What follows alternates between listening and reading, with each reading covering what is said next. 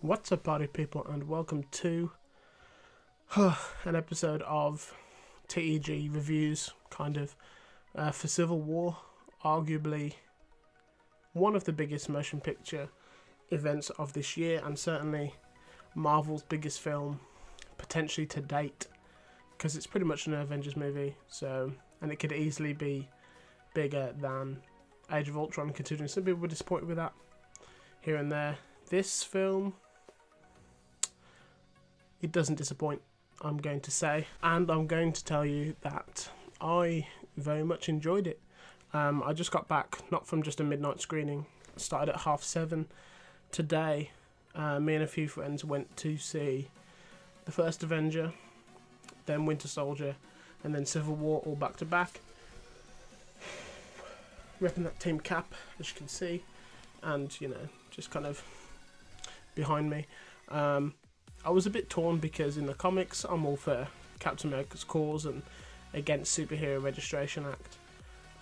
The film's a bit different, but like in the films, I love Robert Downey Jr. as Iron Man and Tony Stark. It's late, it's 3:15 in the morning, but I thought I might as well do this while it's fresh in the mind. Is it good? Yes, it is. I was pleasantly surprised.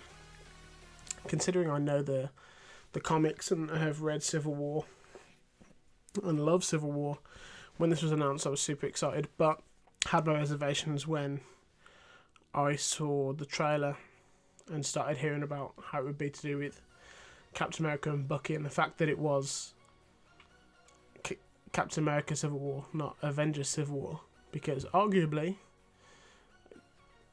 it should be the one that's in two parts, not because it's such a big story and there's so many heroes involved in the comics. It arguably could be two parts rather than Infinity War in 2018 and 19. And I was tempted to make a video on why Civil War could never be as good as the comic, but don't think I'm going to anymore because I actually really enjoyed it and thought it was a good movie, and it was executed well. For naturally, it has to speak to fans of the comic or graphic novel, as well as people who have just seen the films and who know the films. That's really all they know about superheroes, those superheroes, and a little bit more. So you can't have someone like Sentry or Moon Knight just in this film, fighting. Just there'd be so many heroes. It was ridiculous. It was literally a split, because you got to think X-Men and Fantastic Four, also part of the Avengers. So bringing those properties together would be difficult because they're owned by different studios. X-Men owned by Fox, Sony had Spider-Man, and I think Fantastic Four was also Fox, with Avengers and the like being Marvel Studios owned. So that would be the first hurdle, and also just balancing that many heroes on screen. They did well with the amount that were in this one. No real spoilers. This is kind of a review, more of a reaction, but some review in there. By the way, there's about, I want to say 10 of them, 10, 11, because you have Iron Man, obviously backed up by War Machine. You have Black Widow, pretty much. You also have Black Panther, The Vision, and Spider-Man, who I'll talk more about later because I have to talk about the new Spider-Man. And then on Captain America's team, obviously you've got Cap, Falcon, you've got the Winter Soldier. People by now should know who he is. It's Bucky Barnes, James Buchanan Barnes, his partner from World War II, his best friend since childhood. And also Scarlet Witch, totally blank there, or Wanda Maximoff, and also, which is delightful, Ant-Man. Loved seeing that, seeing him back, because Ant-Man as a film, I think everyone kind of really enjoyed, and it stood out comedy wise, and seeing him bounce off all the other heroes and be with them, not just Falcon, like in Ant-Man. If you haven't seen Ant-Man, recommend you watch it. Also recommend to get caught up on this one, Winter Soldier, potentially the first Captain America, just because you'll enjoy it that bit more. So watching them back to back was great, by the way. Reminded me how good Captain America was in the films and how good Winter Soldier is of a film. It's a great action movie, not just a great TV movie. I'm getting off on a tangent. Anyway, yeah, so they're your teams facing off. They're evenly matched, works super well. The airport fight is next level, something just, it's great. Balancing all those heroes and having them all fight against each other, and it's really good. It's actually really good. I was super surprised. The storyline is actually kind of close to the comics. The cause in... This isn't giving it away, by the way, because I'm talking about the comic now. The cause in that is there was a superhero, like, reality TV show following around catching villains and stuff. And he had Speedball and a few others chasing a few villains, and one in particular called Nitro, who could create explosions. He decided to pretty much go nuclear next to a school, killed a shared load of kids. I mean, I would have liked to see that play out on screen. It would have been close to the cuff, but I think it could have worked and been super impactful rather than what did actually happen, which I won't say. But it kind of still worked, and it wasn't purely... There's a lot at play. It isn't purely... People think Bucky has done this, or Bucky has done this.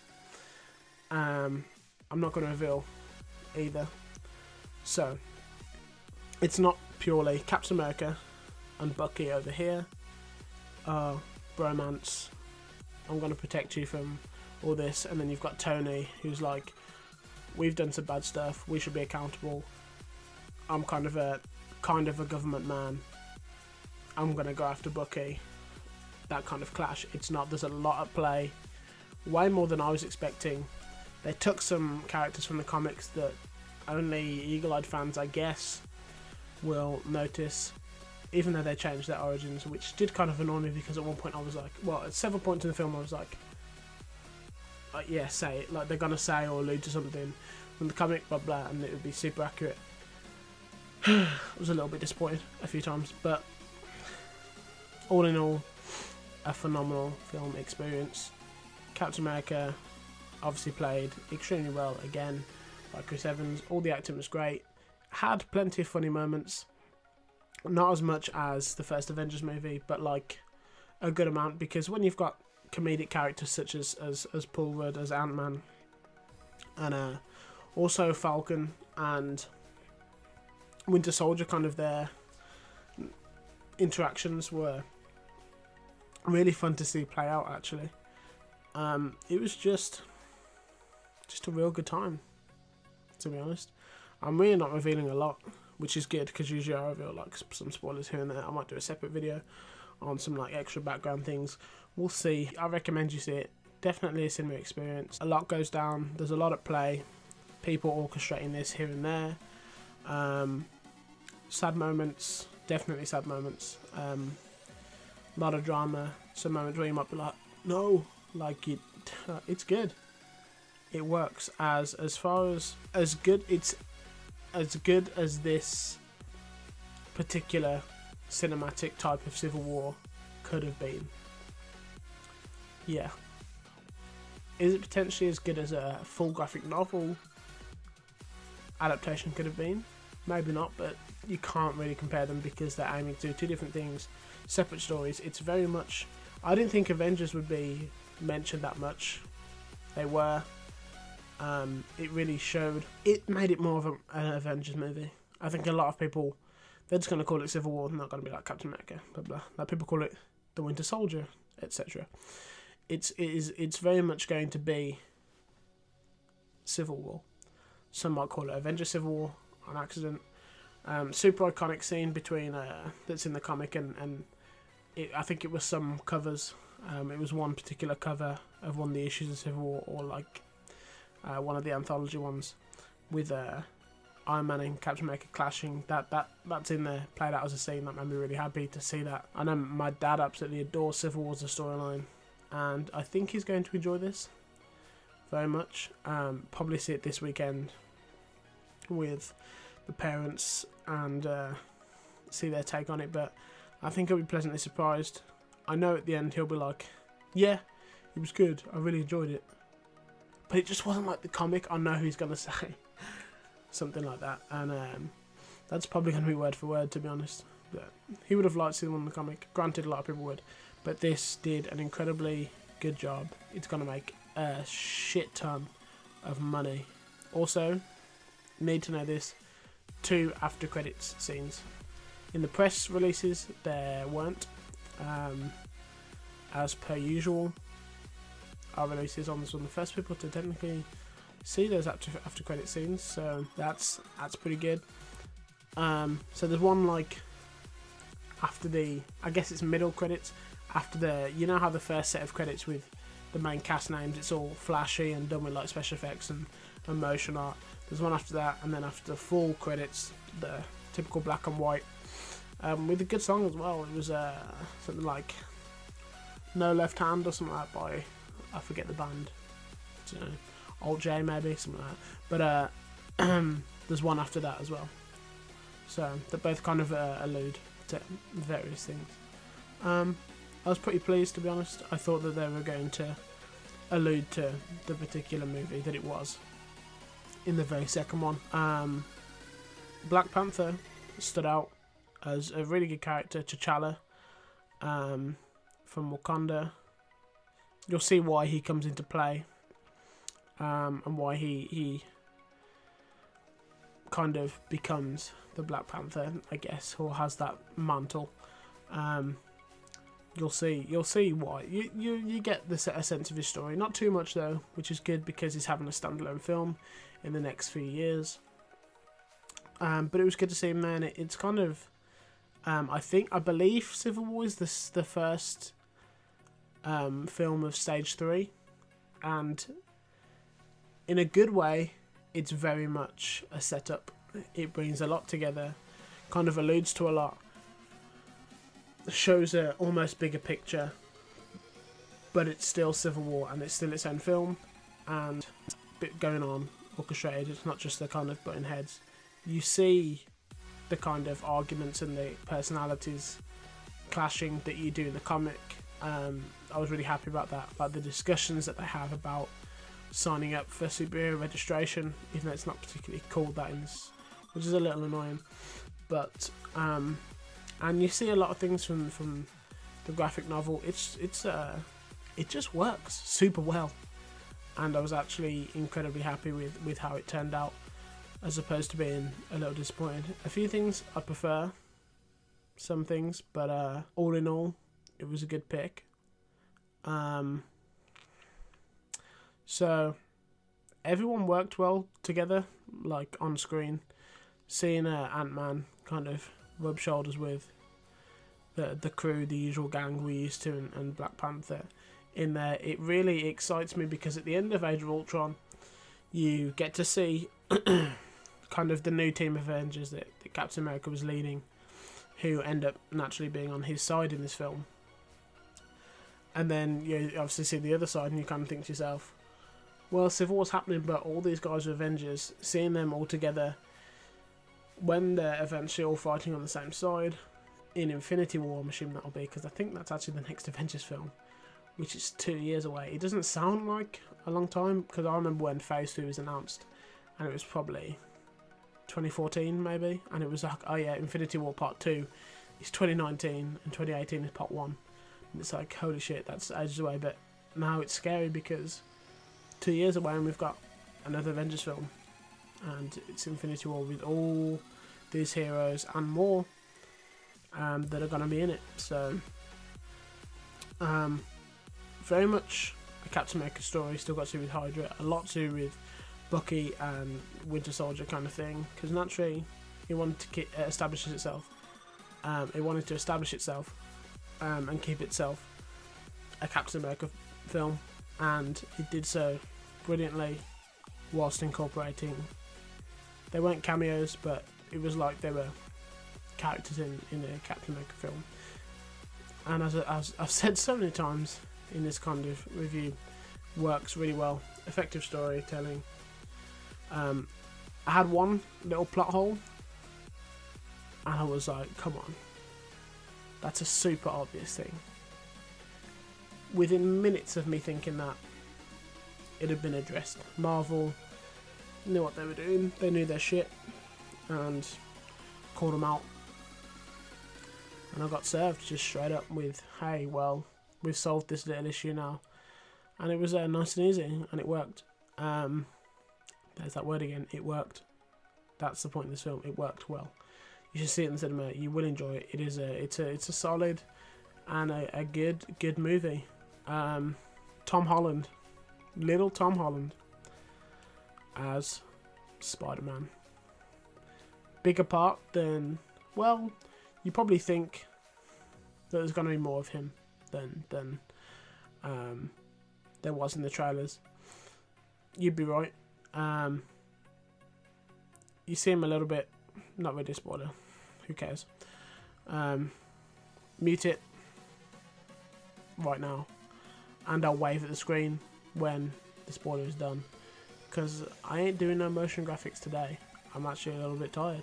Been sitting in the cinema for about 7 hours, even though it's super comfy seats. Shout out to Light Cinema Warsaw, by the way, great service, and just it's been super comfy and delicious for the past 7 hours. Anyway, Lil Tom Holland as Spider-Man, hands down. Right, okay, I love the first Spider-Man film. Second one was okay. 3's a pile of shite. Everyone knows that, with Venom and too many villains, and it's just a god-awful film from Sam Raimi with Venom, and just don't watch it ever. Watch it for a laugh, maybe. There's a whole dance number, and it's just so convoluted and shit. Amazing Spider-Man came out. Really enjoyed that. Thought Andrew Garfield was, he is the choice for Spider-Man. I enjoyed Tobey Maguire's number 1, and I always will, but Andrew Garfield came in, stole the show. Gwen Stacy's first real girlfriend, all this. Amazing Spider-Man 2. I enjoyed it, I'm not going to lie. Some people hate Electro and all that kind of stuff. I think it's a solid movie, and I enjoyed it. So we want. It's still pretty good, I think.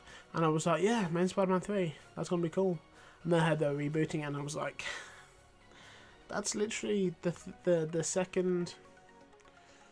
it'll be the second reboot and third version of Spider-Man. In the first Spider-Man film came out in 2001. So in 15 years, it's the third different Spider-Man that we've had. Tom Holland, I think, especially once his film, Spider-Man Homecoming, kind of links to Homecoming a little bit in the film. You'll notice them, they're subtitled every time. It's probably not intentional. Well, it probably was intentional because it's Marvel, but you'll see Homecoming kind of crop up. Spider-Man Homecoming is the title. It's not an origin story, which is delightful. Don't have to see Uncle Ben getting killed for a third time. Tom Holland is a teenager in real life. He's done some sick gymnastics that I do actually know. I've seen him do like major flips and stuff.